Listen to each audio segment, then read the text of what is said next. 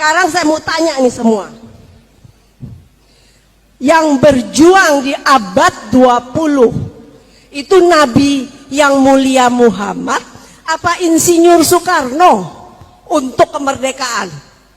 Saya mau minta jawaban. Silakan siapa yang mau menjawab berdiri. Jawab pertanyaan ibu ini.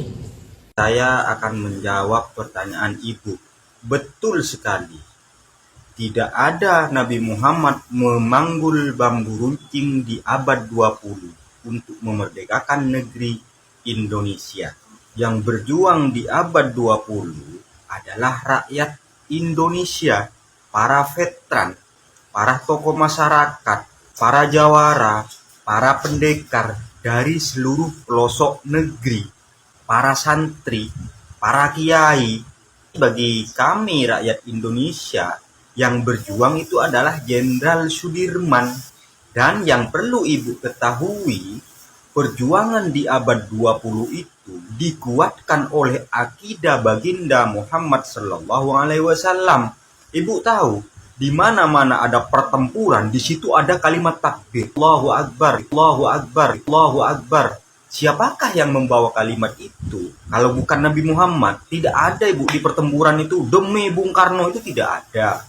Negeri ini merdeka didominasi oleh 90% lebih umat Islam. Dan umat Islam itu umat siapa kalau bukan umat Nabi Muhammad? Kalaupun pada saat ini umat Islam akan digeser, kiainya ya dipenjarakan, difitnah, macam-macam sudah. Sejarah mencatat belum ada Bung Karno itu memanggul bambu runcing. Bung Karno sangat ngotot kepada Jenderal Sudirman untuk mengakhiri perang gerilya dan lebih memilih perdamaian, yaitu kerjasama. Nah, sekarang pertanyaannya, apa yang akan dihasilkan dari kerjasama itu? Kenapa Jenderal Sudirman tetap ngotot? Lebih baik mati daripada harus kerjasama dengan orang asing.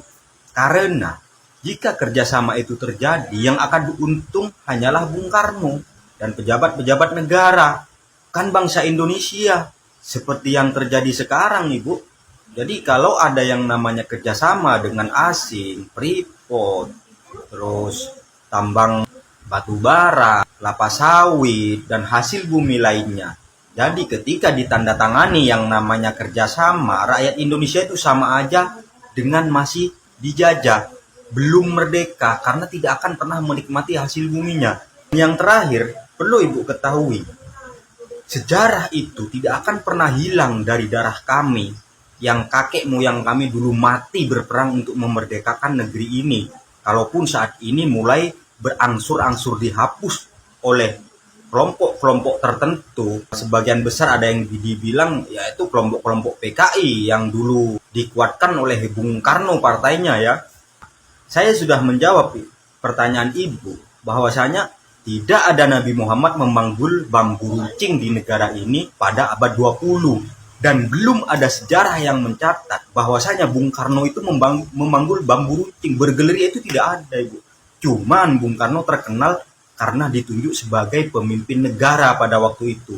Sebenarnya kalau kita disuruh memilih, kami akan lebih memilih Jenderal Sudirman sebagai presiden, Ibu. Kalau misalkan ditanyakan siapakah yang lebih pantas duduk sebagai presiden? Kalau misalkan seperti itu, kami akan berteriak Jenderal Sudirman yang pantas menjadi presiden. Untuk penutupnya, karena saya sudah menjawab pertanyaan Ibu, saya akan tanya balik ke Ibu. Tolong dijawab dengan jujur. Pernahkah Bung Karno itu mengkhianati negeri ini, bangsa ini? Dan kalau memang pernah, berapa kali Bung Karno itu mengkhianati negeri ini? Tolong dijawab dengan jujur, Ibu. Ya, sekian, terima kasih.